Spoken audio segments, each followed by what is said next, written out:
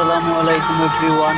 আমাদের এই ভিডিওটি যদি ভালো লেগে থাকে লাইক কমেন্ট শেয়ার করে সবাই পাশে থাকবেন। আশা করি সাপোর্ট করলে সাপোর্ট পাইবেন।